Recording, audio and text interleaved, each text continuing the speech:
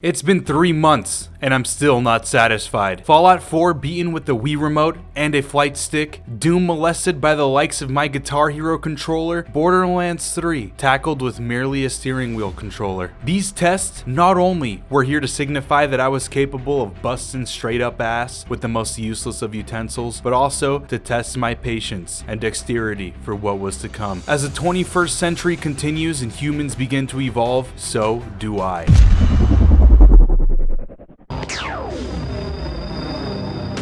Power glove for your Nintendo Entertainment System. Now you and the games are one. This was it. The Nintendo Power Glove, made in 1980, this archaic dollar store Thanos gauntlet was in my sights. Even though many claim this glove to be equivalent to their dog's poo-poo pee-pee, it more than piqued my interest. I love the Power Glove. It's so bad. This scientific anomaly to the video game world was my salvation, and it was important to my credibility as a gamer to beat Borderlands 3 with it. My viewers, my grandma, Randy, and the boys at Gearbox, which I hope they watch this, that'd be pretty cool. I had to make them all proud. Can you beat Borderlands 3 with a Nintendo Power Glove? No one has ever asked this question because in the world of gaming, that sentence alone would make any mere mortal flaccid in an instant. But I felt as though I could do this. There's only one rule this run. I can only use the Power Glove to beat the game. Any movement, shooting, looting, etc. can only be done with this Power Glove, with the exception of naming my character, of course. So I want you to sit there with that new t-shirt that you bought, which by the way compliments your gorgeous eyes, open up your cylinder of 3D Doritos, and watch me sprain a couple of ankles with this Power Glove. Also, who knows, if you're feeling a little naughty, maybe you'd even hit that like button to support me and these crusades, because you know, we're young and I'd probably even kiss you too if you did. Will I be able to send a great deal of asses to the depths of video game hell? Has Randy Pitchford made funeral arrangements for Tyrene and her children of cringe? Let's find out. Operation Mommy Lost Her Boxing Match with Daddy, so now I live with Grandma is in full effect. This Power Glove is one of a kind, built to bring an astounding and unforgettable experience to its users. One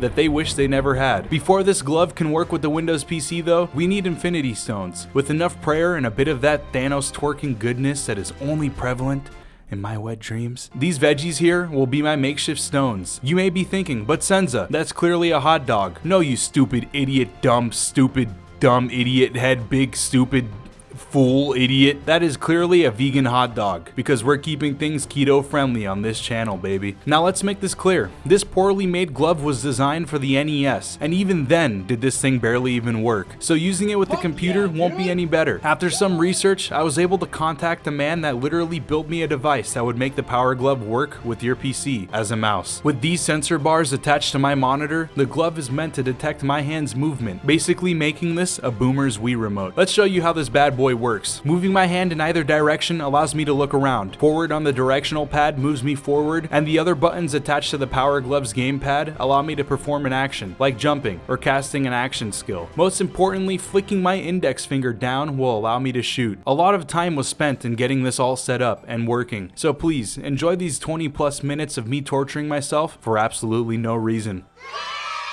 The goal of this run is to beat Borderlands 3 with the Power Glove. It doesn't matter how or what I do, I just need to complete the main story. My biggest setback is going to be my aim, because right now, with this glove, my aim was equivalent to an old man without his glasses trying to give a hooker a facial. But fortunately, do you want to hear something juicy? The thickest, girthiest thing you've probably heard all day? The flacker. This weapon was made to turn its user into a dirty and greasy animal like God damn! Having one of those bad boys and a few Atlas guns with smart bullets was key to the success of this run. So a true Vault Hunter mode character and those weapons was all I needed. Picking my thick little robo dude flak was my go-to, and after watching Ricardo do his thing, because I still haven't removed that video file yet, your boy was ready and equipped for the wasteland. After getting off the bang bus, I was greeted by that cutie little idiot Claptrap. By the way he was looking at me, it was quite apparent that he understood the power that now rested in my hands. Without the training needed to wield this glove, this run should take about 6 months. With training,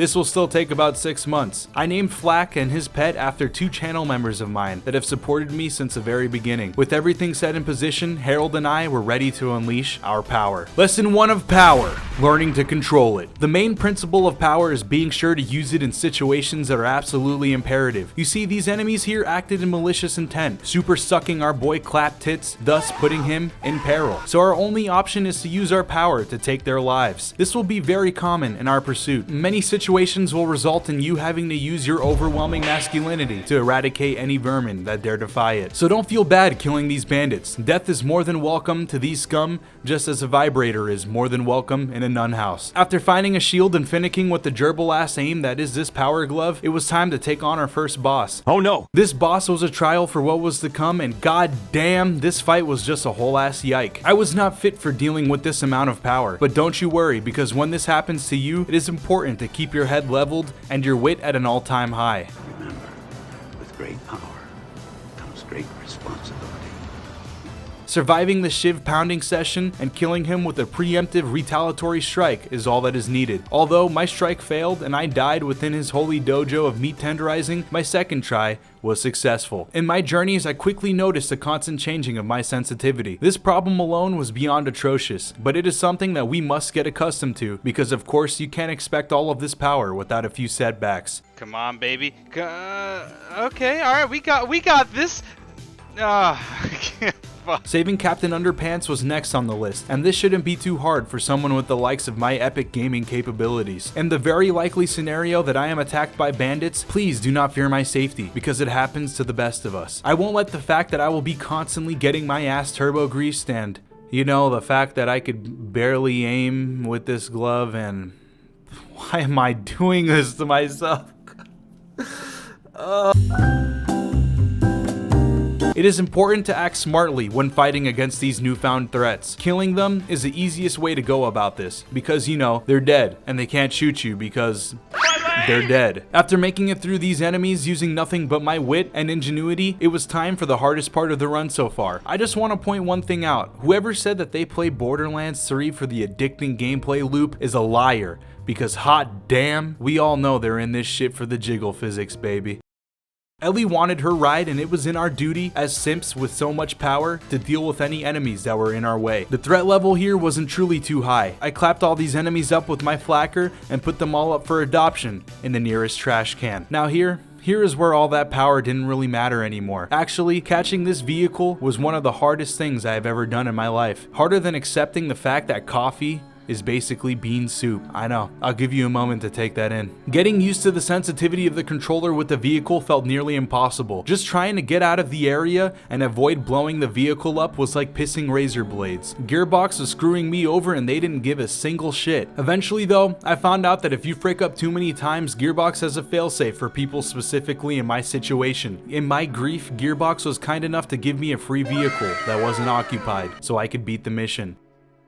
It was time to make my way to Mouth Turd, because I had another Guinness World Record to achieve. I barely made my way, maneuvering this vehicle to his location, and assaulted the compound, in which the children of cringe all meet up and procreate under the supervision of Tyrene. Lesson 2 of power. Get yourself someone who takes care of you, like Harold takes care of me. Mouth Turd had to be dealt with post-haste, and making my way through this compound is not an easy task. What I'm getting at is this all wouldn't have been possible without Harold. There to change my diaper every single time I was down, he was the crippling to my depression, the groping to my consent. Mouth Turd entered the battle,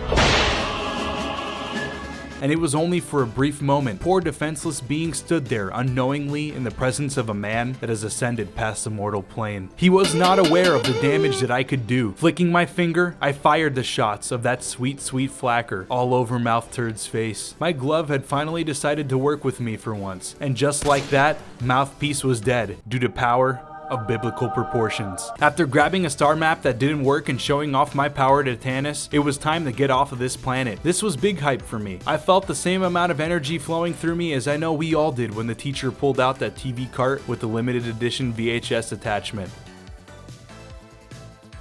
Although inhumane, running over creatures in the name of science was easy. Thank God, I believe in euthanasia. And what I mean by that is they all had diseases, and uncurable diseases. So, Yeah, I stole the nav chip the way God intended us as human beings to with the power glove, and was ready to get off Pandora and make a significant development in the current anime. I spanked up the dirty beings that dare hurt my Lilith, the best character in the entire game, and skipped the cutscene into space because god damn, it felt good finally being able to do so. The sanctuary parts of this run were probably some of the worst. Running around the ship completing chores was synonymous to wiping your ass with sandpaper. This was all made worse by the controller I was using. My first baby steps on this planet and these enemies were put straight to sleep. Who needs ASMR and sleep medicine when you have the most elite member of the Crimson Raiders to do the job? After destroying them all with my flacker, I met with Lorelei. This kind and respectful human being told me she could get me into contact with Reese. With the moonlight shining above us, which is basically just sloppy second sunlight, we went off in search of this man. This part alone should take sole responsibility for the poop that now resided in my undies, because the thought of this area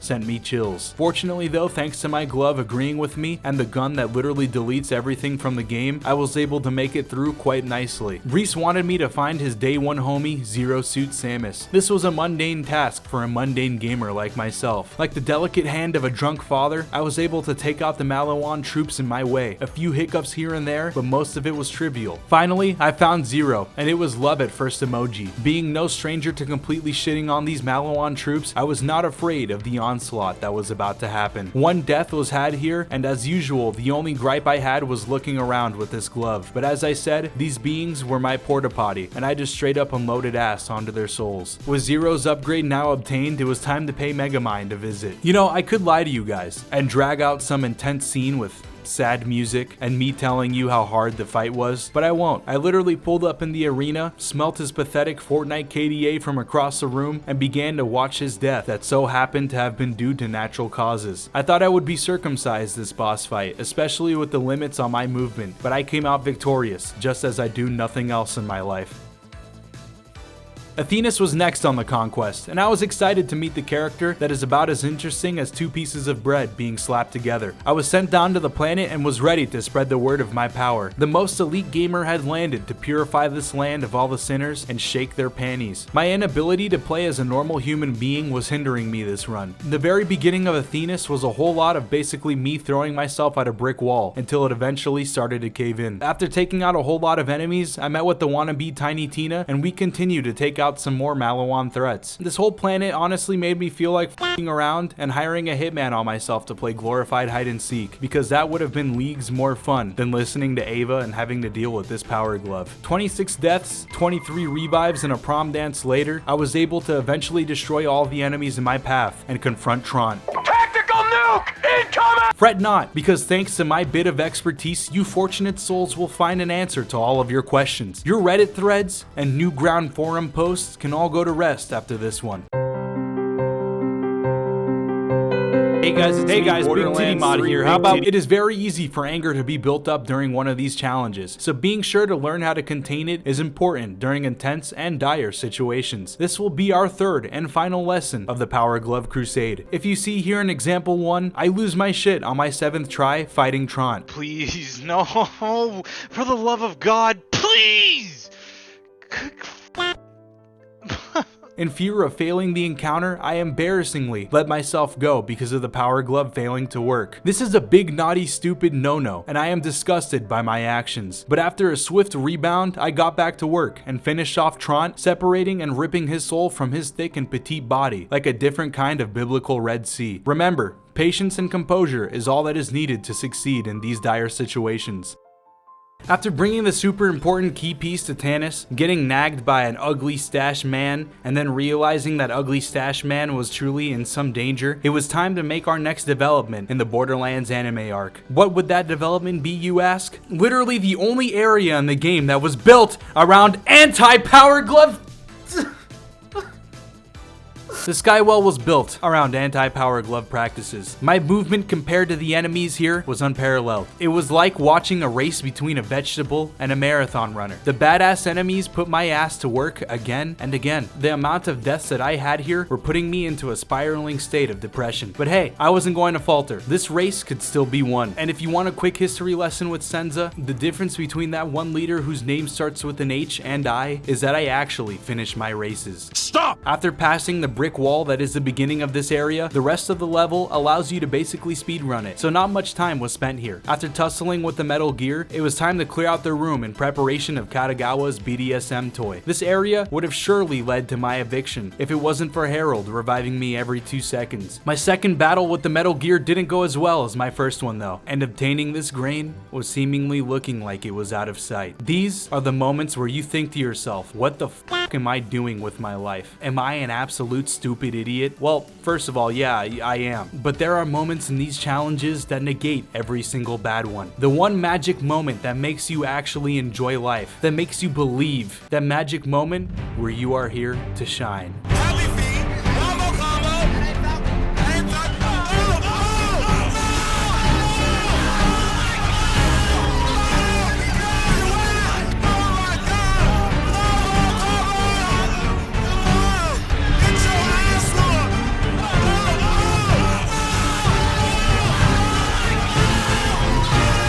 This is the pinnacle of life here, boys. Watch me and transcend into a space that many cannot reach. I am here to show you the light and all of its glory. This was where the Atlas weapons would come into play. Since I could barely aim, the smart bullets will do all the damage for me. These weapons carried me during this fight, and Katagawa's naughty toy was defeated my second try. In my excitement, I did lose an Infinity Stone, and it was probably one of the most disgusting things I have ever smelled, but after placing it back, it was time to continue. Doing this all was only possible by one erotic Thanos roleplay at a time, and goddamn, it was working. My glove, Harold, and I were coming for Atlas HQ, and I was ready to take them all to Brown Town. A bit of poopy aim and attempting to traverse the Atlas HQ, I killed my third mech, which took a lot longer than I thought it would, and eventually I made it to the tower defense portion. I was ready to take on Katagawa, and after meeting with my good friend Commander Xbox 360, Hello! Commander Xbox 360 here. I was ready. This man deserved death, just like the people that decided to create those scenes in pornography, where the camera is constantly behind the man zooming in on his taint. As the paragon of virtue, I took my role into taking out Katagawa to protect my friends. This one was going to be a doozy. Katagawa moves constantly, never staying in one area at a time, so I was going to have to take my guesses, trying to figure out which one was a real one. After taking my chances, I actually ended up basically mini-nuking him.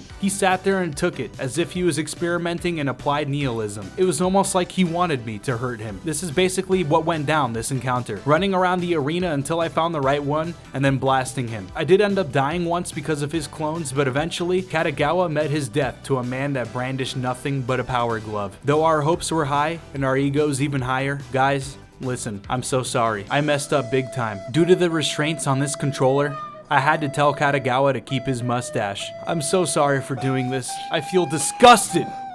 How could a man of my stature even allow this?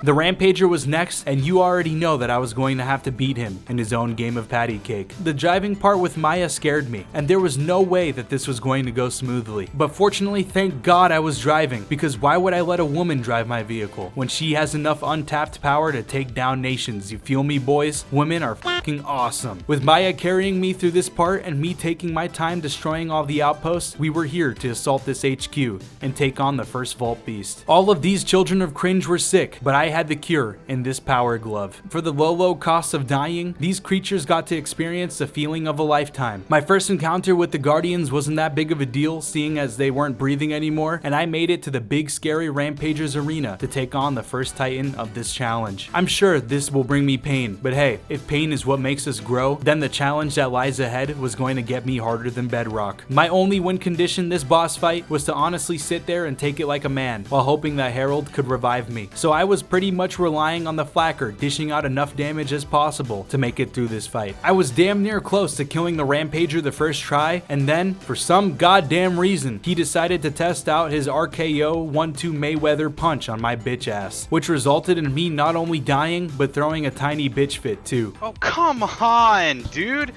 Harold, please, I'll fucking kiss. Suck my ass. My second try led to a brief moment where my glove really didn't want to comprehend with me. Literally just wanting to move two whole Smurf dicks to the right involved me doing some sort of Wii Sports yoga combo. But being the most elite gamer known to mankind, you know that I rebounded yet again, and the death of the Rampager was here. I was overwhelmed with a feeling of ecstasy, enough to distract me from the fact that Gearbox actually let Maya turn into a class mod. Eden 6 brought me great disgust, but I want to give a quick shout out to to this flavor blasted goldfish box for risking its life helping me get through this run. If it wasn't for its capability of holding my arm's weight, you wouldn't be watching this video right now. I would make a comment on how much Eden 6 is a drag, but I'd rather not be attacked by Gearbox employees in short shorts attempting to run me over in industrial mobility scooters.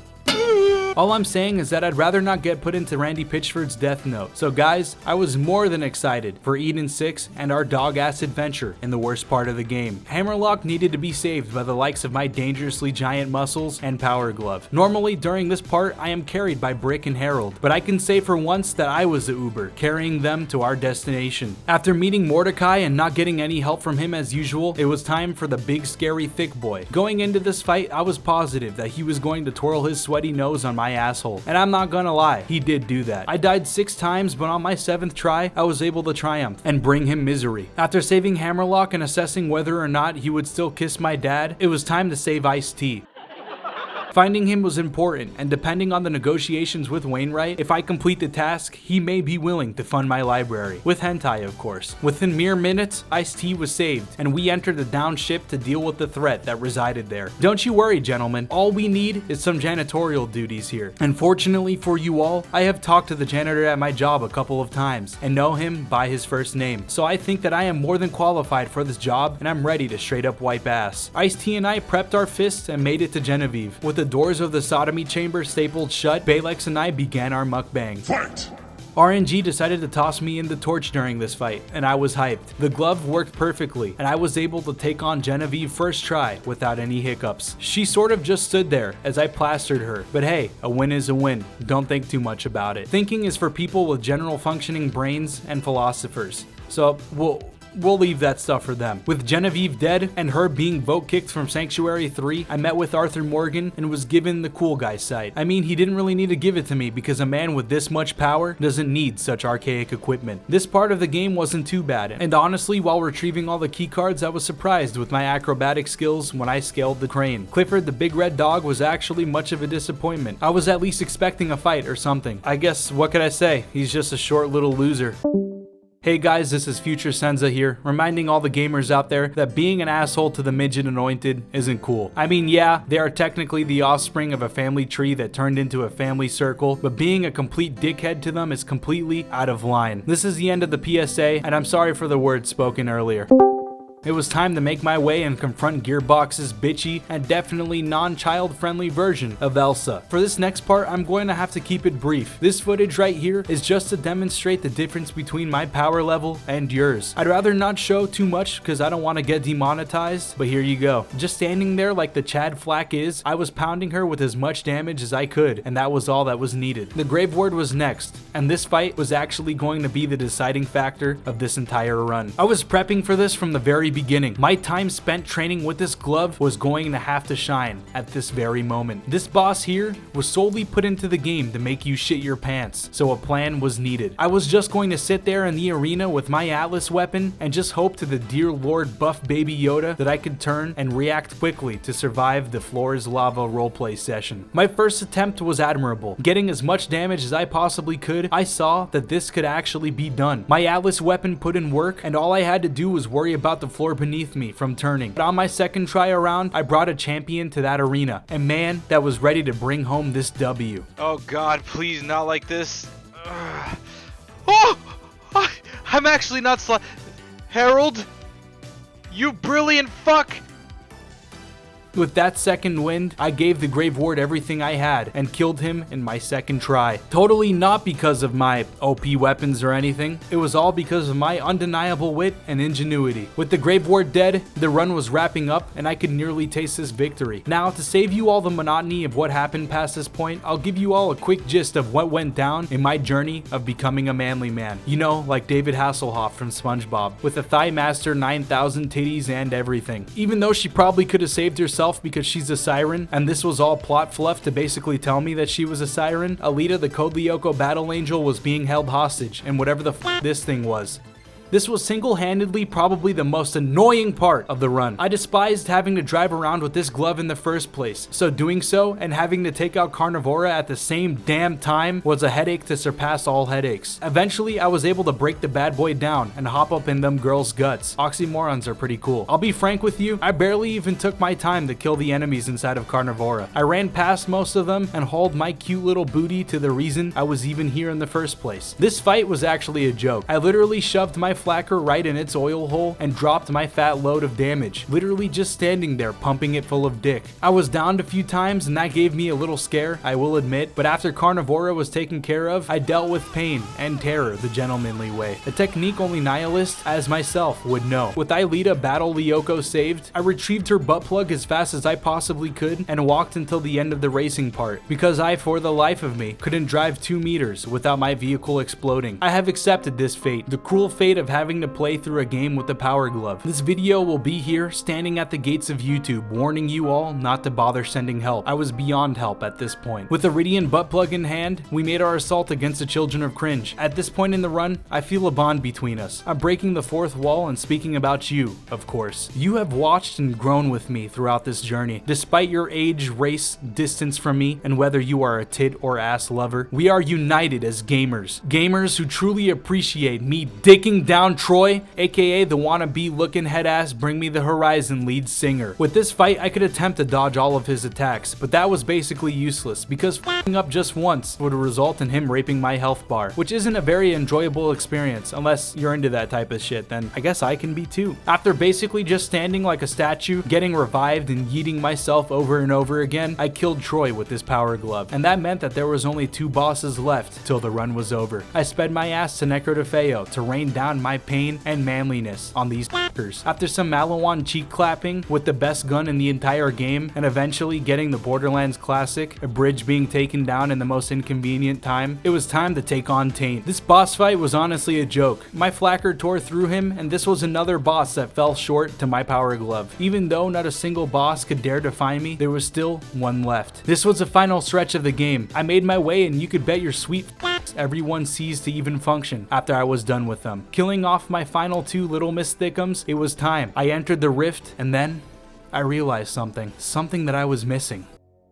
Use the butt plug, Senza. Find the butt plug. Holy shit, you're so goddamn fucking ugly. The most poetic way I could possibly end off this video. My credibility of being the only gamer to ever beat Borderlands 3 with the power glove would mean nothing without a certain weapon, the butt plug. There I was once again, a warrior that brandished but a butt plug and a power glove, here to challenge Tyrene and finish the crusade once and for all. My means of attacking the warrior was only to be with the butt plug and rack attack. The battle transpired and it was difficult, resulting in my death 16 times and being downed God knows how many. No matter the tactic, I couldn't seem to kill her. I couldn't seem to compete with his damage, and after a certain point, Harold would die also. I was almost about to give up, about to throw my towel in, but then I developed a quick and easy tactic. Sitting at the back of the room, I pumped him full of my shots and crossed every possible fingy and limb that I could. Heart-throbbing gameplay, I know I was putting on quite a show. You guys should consider yourselves lucky to be alive to even witness this. With merely a shrimp's dick of health, Tyrene took off, but I knew this was over. I used a single butt plug and my power glove to defeat Tyrene. I was now the 2-time award-winning champion of the Borderlands Universe. It had finally been done. The prophecy had been fulfilled. I couldn't believe it, but I actually beat Borderlands 3 with the power glove. I wouldn't wish this upon my greatest enemies, but yes, you can beat Borderlands 3 with a Nintendo power glove. This has been quite a journey, and also a long-running meme on this channel. I am beyond grateful that this was possible, and thank you to Kevin Mellett for actually making this all happen. If you enjoy the video and what we do here on this channel, hit that like button and finger that notification bell to make me happy. This run took me 64 hours and probably 4 blood clots, so if you made it this far into the video, comment #ToePics to show me you made it to the end. I will never take for granted the opportunities you guys have given me, and thank you for sticking around for those that have. I also want to thank the Diaper Booty chairman that helped support this channel in making this all possible. See you guys in the next video, and thank you again for watching.